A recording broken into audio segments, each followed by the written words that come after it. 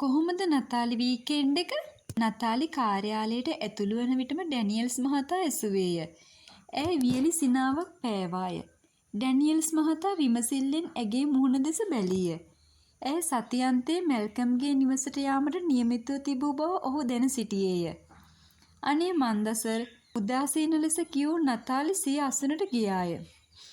මට හිතෙනවා ගියාට වඩා හොඳයි නොගියනම් කියලා. එන්ගේජ්මන්ට් එක කැන්සල් කළාට වැඩිය හොඳයි නොකළ නම් කියලාත් හිතේවිද දන්නේ නෑ ඔය විදිහට. ඩැනියල්ස් මහතා සිනාසුනේය. අපෝ නෑ, ඒක නම් කවදාවත් හිතෙන එකක් නෑ.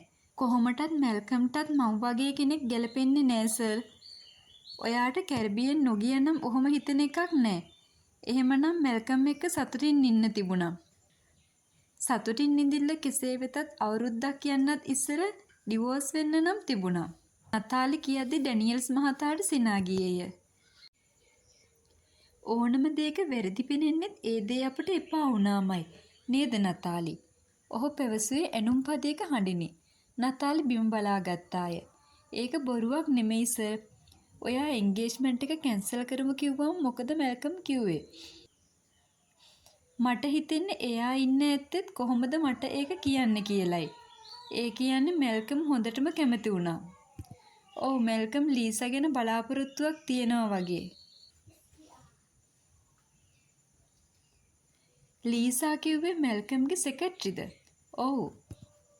ඉතින් එහෙමනම් දැන් එයාට කිසිම ප්‍රශ්නයක් නැහැනේ. ඔයාටත් පුළුවන් අලුත් ආදරවන්තයත් එක්ක විවාහ වෙන්න. ආයේ කවදාවත් මීට් නොවන කෙනෙක් හින්දා එන්ගේජ්මන්ට් එකත් කැන්සල් කළේ ඇත්තටම ඔයාට පිස්සුද මං අහන්නේ? ඇය ඩැනියල්ස් මහතා දෙස බැලුවාය.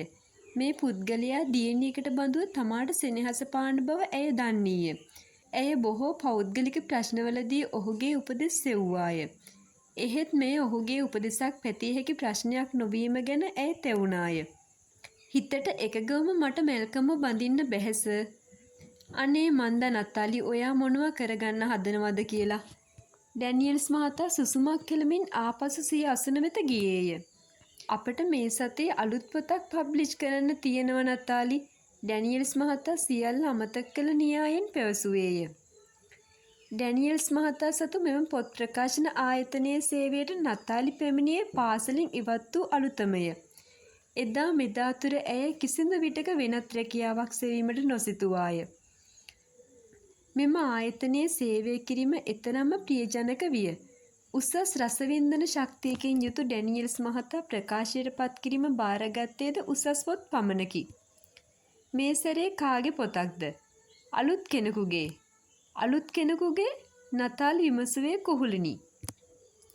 ඔව්, ඒ වුණාට හුඟක් හොඳයි පොත. මම අත්පිටපත කියවලා බැලුවා. පුදුමයි සර්, අලුත් කෙනෙකුගේ පොතක් හොඳයි කිව්වම නතාලි මද සිනාවක් නැගුවාය. අද දෙයට හොඳයි කියන්න එපෑය. ඔහු පැවසුවේද සිනාසෙමිනි. පොත හොඳට අල්ලලා යයි. ආමි එකේ ලෙෆ්ටිනන්ට් කෙනෙක් ලියලා තියෙන්නේ එයාගේ අත්දැකීම් ගැන. නතාලිගේ සිත තිගැස්සිනි. ජේසන්ද යුද්ධ හමුදාවේ ලුතිනන්ට් කෙනෙකු බව ඇයට සිහිවිනි. ඔහු පිළිබඳ මතකය තුළ ඇගේ සිත අතරමං වෙන්නට ඉඩ නොදී දුරකථනය නාද විය. නතාලි රිසීවරය අතර ගත්තාය. කතා කළේ සුසාන්ය. පසුගිය දින කීපෙම සුසාන්ට කතා කළ යුතුයේ සිතා සිටියද නතාලිට ඒ සඳහා අවස්ථාවක් උදා වූයේ නැත. අපිම ඉතින් කතා කරන්න ඕනේ. සුසාන් කතාව පටන් ගත්තේම නෝක්කාඩුවෙනි. අනේ සොරි සුසාන්, පහුගිය ටිකේම මට වෙලාවක් තිබුණේ නැහැ ඔයාට කතා කරන්න. ඔව්, ඉතින් හෙට අනිද්දා මනමාලියෙක් වෙන්න ඉන්නකොට මොනතරම් වැඩද නේද? දැන් වෙඩින් එකට දින නියම කරගෙන ඉවරද? නතාලි සුළු මොහොතක් නිහඬව සිටියාය. ආදරේ, විවාහය, මේ කොයි මාතෘකාව වුවද නතාලිගේ සිත රිදෙන සුළු ඒවාය. නතාලි. රිසීවරයේ අනෙක් පසෙන් සුසාන්ගේ කුහුල්බර කටහඬ නැගිනි. මොකද වෙඩින් එක ගැන ඇහුව ගමන් ඩිම්මුනේ. මම එන්ගේජ්මන්ට් එක කැන්සල් කළා සුසාන්. නතාලි ඇසෙන නෑසෙන හඬින් පැවසුවාය. මොනව නතාලි? ඇයි ඔයා එහෙම කළේ? සුසාන්ගේ විස්මයානුකූල කටහඬ නතාලිගේ සමන් සිපගත්තේය. ජේසන් හින්දද? එහෙම හිතාගන්නකෝ. ජේසන් කාගේ කවුද කොහොම කෙනෙක්ද කියලා දන්නෙත් නැතුව ඇයි ඔයා ඒ විදිය තීරණයක් ගත්තේ? සමහර විට ජේසන්ගේ හිතේ ඔයාගෙන හැඟීමක්වත් නැතුව ඇති. සුසාන් කියද්දි නතාලි දිගු සුසුමක් හෙළුවාය. විවාහ ගිවිසුම අවලංගු කිරීමෙන් කළේ මෝඩකමක්දැයි නතාලි නැවතත් සිතුවාය. එහෙත් මැල්කම් පිළිබඳ බින්දු මාත්‍ර සෙනෙහසක්වත් සිත තුළ නොනැගෙන කල ඔහු වෙනුවෙන් කැපවීමේ තේරුමක් තිබේද? ජේසන් යනු රැයේ දුටු සිහිනයක නටබුන් මතකයක් පමණක් බව සැබෑවකි. එහෙත් ඒ සිහින මතකයේ පවා සුන්දරය. මැල්කම් සමග මුළු ජීවිත කාලෙම ගෙව්වද එවන් සතුටක් නොලැබෙන බව ඇයට විශ්වාසය. බොහෝ වේලාවක් යහනේ ඒ මේ අත පෙරළමින් සිටි නතාලි වෙත පාන්දර යාමේ නිින්ද ළඟා විය. ඇය සිහිනෙන් ජේසන් දුටුවාය. ඔහු ඇය සමග කැලයක් මැදින් ඇවිදගෙන ආවේය. කළු පැහැති වටිනා ඇඳුම් කට්ටලකින් සැරසී සිටි ඔහු කබායේ රෝස කැකුලක්ද පැළඳ සිටියේය. එහෙත් නතාලි සිටියේ ඇඳ ඇතිරිල්ලක් සිරුර වටා ඔතාගෙනය. අද මගේ වෙඩින් එක. මම දැන් චර්ච් එකට යන්න ඕනේ. ඔයාව නම් ඔය විදිහට එක්කන් යන්න බෑ. ඔයා නවතින්න. ඔහු පැවසුවේය. ඇය ආයාචනාත්මකව ඔහු දෙස බැලුවාය. එහෙත් ඔහු ඇය දෙස නොබලාම ඉදිරියට ගියේය. නතාලි බියපත්ව වටපිට බැලුවාය. හාත්පස පැතිරී තිබුණේ බියකරු වනාන්තරයයි. ඇගේ සිත තිගැස්සිනි. ඇය ජේසන් ගිය දෙසටම දිව යන්නට වූවාය. වැලක කකුල පැටලී ඇය බිම ඇද වැටුණාය. ජේසන් කොහෙදෝ සිට දිවවිත් ඇය නැගිටුවා ගත්තේය. එවිට ඇය මනමාලිකගේ ඇඳුමින් සැරසී සිටියාය. අපි යමු චර්ච් එකට. ජේසන් ඇගේ හත ගත්තේය. නතාලි තිගැස්සී දෙනෙත් ඇරියාය. මෙතෙක් වේලා දුටුවේ සිහිනයක් බව ඇයට වැටහුණේ එවිටය. කොහොමත් ජේසන් මට හීනයක් තමයි. ඇය සුසුමක් කැලමින් තමාටම කියාගත්තාය. එදින නතාලි ඩැනියල්ස් මහතා සමග දිවා භෝජන සංග්‍රහයක් සඳහා යා යුතුව තිබුණි. එබැවින් ඇය එයට ඔබින ඇඳුමකින් සැරසුනාය. රැයේ බොහෝ වේලාවක් නිදිවැරූ බැවින් ඇගේ මුහුණේ තිබුණේ විඩාබර පෙනුමකි. ඒ විඩාබර පෙනුම වැසෙන්නට ආලේප තවරාගත් ඇය මගට බැස්සාය. ෂක් නතාලි, අද නම් හරි ලස්සනයි. ඕනෑකමින් ඇය දෙස බැලූ ඩැනියල්ස් මහතා පැවසීය. බොහෝම ස්තුතියි සර්. ඇය විලිබරව සිනාසුනාය. අපට අද ලන්ච් එක කොහෙන්ද දන්නවද? සර් මට කිව්වේ නෑනේ කොහෙන්ද කියලා. අපේ අලුත්ම පොතේ කත්රෝගේ ගෙදරින්. ඇත්තටම මට නම් හරි පුදුමයි සර් ඔය පොත ගැන තියෙන උනන්දුවට. වෙනදා කොච්චර ඉන්විටේෂන් ආවත් සර් යන්නේ නැහෙනේ කිසිම කර්තෘ කෙනෙකුගේ ගෙදරට. ඒ පොත කියෙව්වට පස්සේ මට හරි ආසයි නතාලි. කොහොමටත් ඔයාට තමයි ඒක පිටපත ටයිප් කරන්න වෙන්නේ. කියවලා බලන්නකො එතකොට. ඒ ඉතා හොඳ පොතක් විය හැකියයි නතාලි සිතුවාය. එසේ නොමැතිනම් ඩැනියල්ස් මහතා මෙතරම් වර්ණනා කරන්නේ නැත. එහෙත් නතාලිට ඒ ගැන උනන්දුවක් නොවීය. කොහොමටත් නතාලි පොතක් කියවන්නේ කලාතුරකිනි. අපි ඉක්මනට යන්න ඕනේ නතාලි. පැය 2ක විතර ගමනක් තියෙනවා. ඔය ලියුම් ටික හවසට ටයිප් කරගන්න පුළුවන්. මෙන්න මේක විතරක් ඉක්මනට ටයිප් කරන්න. ඩැනියල්ස් මහතා ලිපියක් තෝරා දුන්නේය. ලන්ඩන් නගරයේ කලබලකාරී පරිසරයෙන් මිදුණු ඩැනියල්ස් මහතාගේ සුවපහසු කාර්යයෙන් නිසංසල ගම්බද මාවතක් දිගේ ඉදිරියට ඇදෙන්නට විය. ඒ නිසංසල බවට නතාලි ප්‍රිය කළද ඇගේ සිතට පිවිසුනේ කැරිබියන් දූපත්වල පැවති චමත්කාර ජනක බවය. පෙරදා රැයේ දුටු සිහිනයද ඇගේ මතකයට පිවිසිනි. මට පෙනෙන්නේ නතාලි කැරිබියන් දූපත්වල වගේ. ඩැනියල්ස් මහතා සරදම් කළේය. ඔහු තම සිත කියවූ ආකාරය ගැන ඇය පුදුමයට පත් වූවාය. තව ඉස්සරහට හුඟක් ලස්සනයි. හැබැයි වීකෙන්ඩ් වල නම් පාරවල් වල වාහන පිරිලා. නිවාඩු දවස්වල මිනිස්සු එන්නෙම මේ වගේ පළාත්වලටනේ. නතාලිට වටපිටාව බලා ගැනීමට ඉඩ සලසා දීම පිණිස පමණක්ම නොව, ඒ සුන්දරත්වයෙන් වශී වී සිටීමත් නිසා ඩැනියල්ස් මහතා රියපැදවූයේ සෙමිනි. අවසානයේදී පැය 2ක පමණ ගමනකින් පසු ඔහු නියමිත ස්ථානයට පැමිණියහ. ඒ ඊටම වශීකృత ගම්බද ප්‍රදේශයක් විය. ලේඛකයෙකුට කියාපු පළාතක්. ඩැනියල්ස් මහතා විශාල ගෙවත්තක් සහිත නිවසකට රිය හරවන විට නතාලි පැවසුවාය. ඇයට මැල්කම්ගේ නිවස වටා ඇති ගෙවත්ත සිහිවිය. මේ ගෙවත්ත ඊට වඩා කිහිප ගුණයකින් විශාලය, මනරම්ය. මෙදිවියේ වූ සේවකයෙක් ඔවුන් සඳහා දොර විවර කළේය. ඔහුගේ මුහුණේ ප්‍රසන්න සිනාවක් පැතිරී තිබුණි. වාඩි වෙන්න මම මහත්තයාට එන්න කියන්නම්. සේවකයා උඩුමහලට යොමු වුණ රවුම් පඩිපෙළ දිගේ අතුරුදහන් විය. නතාලි ඇස් දෙකින් පමණක් නොව කටින්ද ඒ විශාල කාමරයේ විසිතුරු නරඹන්නට වූවාය. අර එන්නේ අපේ අලුත් කතෘ මහත්තයා, ඩැනියල්ස් මහතා සිනාවකින් යුතුව කීවේය. උපශාන්ත පෙනුමකින් යුතු මැදිවියේ තැනැත්තෙකු දකින බලාපොරොත්තුවෙන් නතාලි හිස ඔසවුවාය. එහෙත් පඩිපෙළ දිගේ බැස්සේ ඇය බලාපොරොත්තු වූ තැනැත්තා නොවේ. ඇගේ දෙනත විස්මයෙන් විකසිත විය. ඇයට දැනුනේ තමා පුටුව යටට හිඳා බසින සේකි. ඇය පුටු ඇඳි දෙක තරයේ අල්ලා ගත්තාය. ඔහු වසලට පැමිණියේ ජේසන්ය. ඔහුගේ මුහුණේ වූ විස්මයානුකූල බැල්ම හැඳිනගත්තේ නතාලි පමණකි. ජේසන්, මට හරි සන්තෝසයි ආයෙමත් අපි හමු වුණ එක ගැන. මේ මගේ සෙක්‍රටරි. ඩැනියල්ස් මහතා ඔවුන් එකිනෙකා හඳුන්වා දෙන්නට සූදානම් වූවා පමණි. නතාලි මමයි හොඳට අඳුනනවා. ජේසන් පැවසුවේ ඩැනියල්ස් මහතා විස්මයට පත් කරවමිනි. හොඳට අඳුනනවා? ඒ කොහොමද? අපි මීට්ටුනේ කැරිබියන් දූපත්වලදී. ඊට පස්සේ මේ ළඟදිත් අපි මීට්ටුනා. නතාලි එන්ගේජ් වෙලා ඉන්නේ මගේ යාළුවෙක් එක්ක. කැරිබියන් දූපත්වලදී? ඩැනියල්ස් මහතා මාරුවෙන් මාරුට ඔවුන් දෙදෙනා දෙස බැලීය. ඉන්පසු යමක් තේරුම්ගත් න්‍යායෙන් හිස සැලීය. ඔහුගේ මුවට සිහින් සිනාවක් නැගිනි. ඉතින් දැන් පොත එහෙම කොහොමද ජේසන්? ඩැනියල්ස් මහතා ජේසන් දැහැනින් මිදවිය. ඔහු නතාලි වෙතින් දැස් මුදවා ගත්තේ අකමැත්තෙන් මෙනි. නතාලිට අවට වූ වාතාවරණයේ බරගතියක් දැනෙන්නට විය. ඉන් මිදී යාමට ඇයට අවශ්‍ය විය. සර්, මම එළිය ටිකක් ඇවිදලා එන්නම්. වත්ත හරි ලස්සනයි. නතාලි ඩැනියල්ස් මහතාගෙන් අවසර පැතුවාය. මම ඔයාට බීම එකක් වත්තට එවන්නම් නෙහෙනම්, ජේසන් පැවසීය. ඒ අවසරයෙන් වහා නැගී සිටි නතාලි ගෙවැත්තට පිවිසියාය. ජේසන්ගේ නෙත්සර පහරින් මිදෙන්නට ලැබීම සහනයක්සේ දැනුණද අනෙක් අතට එය ඇගේ සිත පෙළෙන්නක් විය. ඔහු සමීපයේ රැඳෙන්නට, ඔහු සමග බොහෝ දේවල් දොඩන්නට ඇය සිත තුළ පැවතිය නොබද ආශාවකි. එහෙත් ඒ සඳහා අවසරයක් නොවීම ගැන ඇය තැවුණාය. මැල්කම් සමග විවාහ ගිවිසුම අවලංගු කළ බව සැබෑවකි. එහෙත් ජේසන්ගේ හැඟීම් හරිහැටි නොදැන එය ඔහුට හැඟවීම මදිකමක් ලෙස ඇයට සිතිනි. ඇය ගෙවත්තේ වූ නොයෙකුත් ගස්වැල් අතරින් ඈතට ඇවිද ගියාය. එහෙත් අවට පරිසරයේ වූ කිසිම විසිතුරු දසුනක් ඇගේ සිත රැඳුනේ නැත. ගෙවත්ත අද්දර වූයේ කැලෑරොදකි.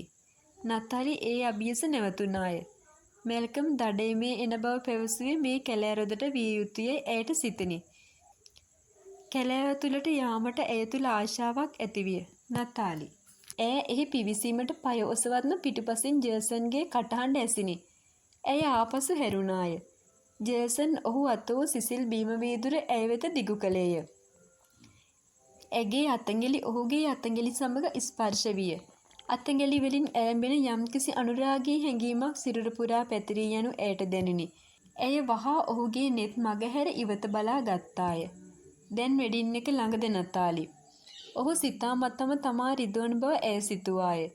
ඇය නිහඬව සිසිල් බීම උගුරක් තොල ගෑවාය. මට මේ ළඟදි දවසක මැල්කම් මීට්ටුනා.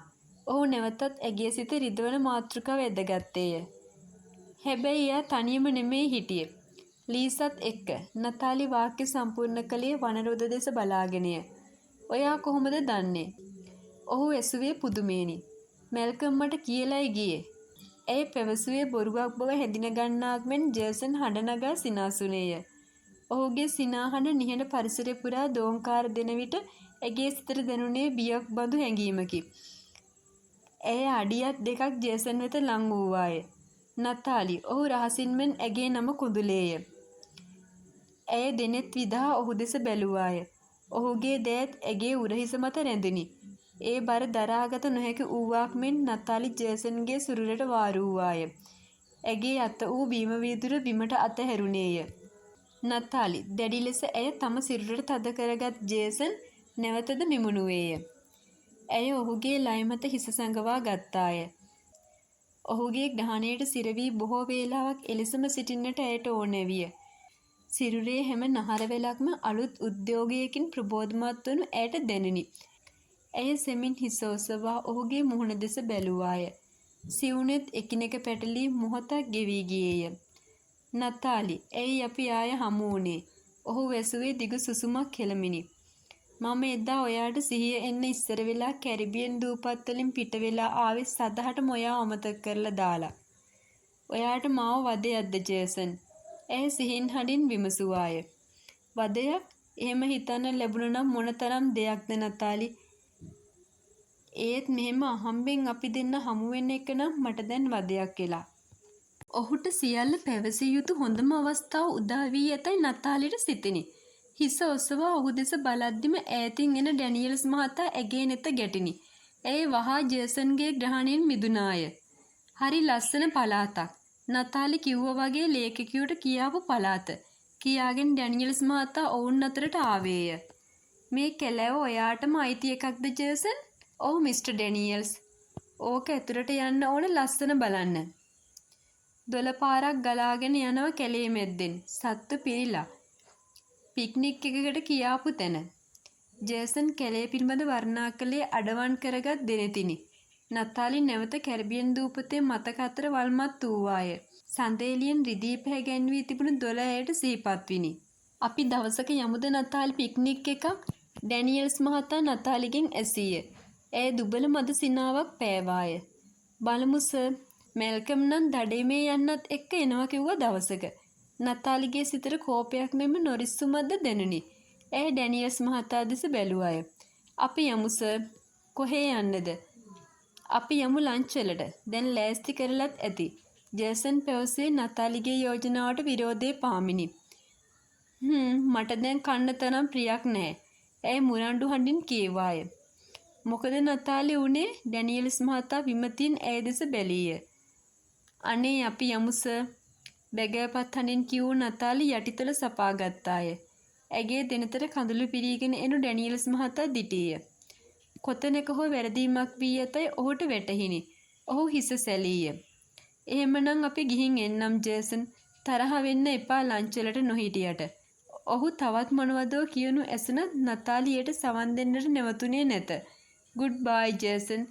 ඇය දිවගොස් ඩැනියල්ස් මහතාගේ කාර්යයට නැගුණාය. විනාඩියකට පමණ පසු ඩැනියල්ස් මහතා කාර්යය පණ ගන්වා ගත්තේය. නතාලි දෝතෙහි මුහුණ හොවාගෙන නිසලව සිටියාය. ඇය නැවත හිස එසවුයේ ඩැනියල්ස් මහතා මූගුල විවර කළේ සැතපුම් භාගයක් පමණ දුර ගියාට පසුවය. සර් මට සමා වෙන්න. මම හැසිරුණේ කිසිම හැදියාවක් නැති කෙනෙක් විදියට. නතාලි කවුළුවෙන් නිවත බලාගෙන බිඳුණු හඬින් පැවසුවාය. සමාව ඉල්ලන්න ඔයා මට වරදක් කළේ නැහැ නතාලි. ඒත් මට හිතාගන්න බැරි ඇයි ඔයා ඒ විදිහට හැසිරුණේ කියලා. මම එන්ගේජ්මන්ට් එක කැන්සල් කළේ ජේසන් හින්දා සර්. නතාලි කිව්වේ ඇසෙන නෑසෙන හඬිනි. මොනවා නතාලි? ජේසන් හින්දා? මොහොතකට රිය පැදවීම අමතක කළා මෙන් ඔහු නතාලි දෙස බැලුවේය. එතකොට ඔයාට කැරිබියන් වලදී හමු වුණු අලුත් ආදරවන්තයා ජේසන්. ඔව් සර්. දැන් ඉතින් නතාලි ඔයා සතුටු වෙන්න එපා එයා හමු වුණාම. ඩැනියල්ස් මහතා පැවසුවේ මද සිනාවකින් යුතුවය. මම කොහොමද සර් එහෙම සතුටු වෙන්නේ? ඇයි බැරි? මම ජේසන්ට ආදරේ බව ඇත්ත. ඒත් එයා මං ගැන කොහොම හිතනවද කවුද දන්නේ? මෝඩි. ඩැනියල්ස් මහතා හඬ නගා සිනාසුනේය. ඇයි සර් එහෙම කිව්වේ? එහෙම කිව්වේ නතාලි මෝඩ විදියට හිතන හින්දා. ජේසන් බලන විදියෙන් ඔයා හිතන්න බැරිද එයත් ඔයාට ආදරේ කියලා? නතාලි ඩැනියල්ස් මහතාගේ වදන් ඔස්සේ කල්පනා කරන්නට වූවාය. සැබවින්ම ජේසන්ගේ දෙනතේ රැඳී ඇත්තේ ආදරෙම නොවන්නේද? ඔහුගේ ග්‍රහණයෙහි වූ ආදරණීය බව ඇගේ සිතට දැනෙන්නට වූයේ ඔහු තුරුලේ පසු වූ මොහොතේ නොව මේ අවස්ථාවේදීය. මෝඩියක ලෙස ජේසන් සමීපයෙන් පලා ඒම ගැන ඇගේ සිතට දැනුනේ ලැජ්ජාවකි. ඒ ඩැනියල්ස් මහතා දෙස බැලුවේ එම ලැජ්ජාවෙන් යුතුවය. ඔහු සිනාසුනේය. දැන් නම් ලැජ්ජයි නේද ලන්ච් වලටත් නොහිට ආවට? ජේසන් හැම වෙලාවෙම මැල්කම් ගැනම කියනකොට මට කේන්ති ආවස. ඉතින් මේ මිනිස්සයා වෙන මොනවා කරන්නද? එයා දන්නේ ඔයා එන්ගේජ්මන්ට් එක කැන්සල් කරපු බව? මට ඒක කියන්න හිතුනේ නෑ සර්. නතාලි පැවසුවේ කවුළුවෙන් පිටත බලාගෙනය. කාර්යය වේගයෙන් ඉදිරියට ඇදී ගියේය. මග දෙපස වූයේ මනරම් දර්ශනයකි. එහෙත් එහි රස විඳින්නට තරම් නතාලිගේ මනස නිරවුල් නොවිය. එහෙමනම් ඔයා වෙනුවෙන් මම ජේසන්ට කියන්නද? අපෝ එපා සර්. නතාලි වහා කලබල වී පැවසුවාය. එහෙමනම් ඉතින් මට කරන්න දෙයක් නෑ. ඔයාම විසඳ ගන්න. ඩැනියල්ස් මහතා කීවේ මද නොරිස්සුම් ස්වභාවයකිනි. සර් තරහෙන්ද එහෙම කියන්නේ? තරහෙන් නෙමෙයි. ඒත් අපිට ආයෙමත් යන්න එනවා ජේසන්ව හමු වෙන්න. එදාටත් ඔයා ওই විදියට හැසිරුණොත් අපේ ප්ලෑන්ස් ඔක්කොම අප්සෙට් වෙනවනේ. එවර ඩැනියල්ස් මහතා දෝෂාරෝපණයක හඬින් පැවසුවේය. මම එහෙම හැසිරෙන්නේ නෑ සර්.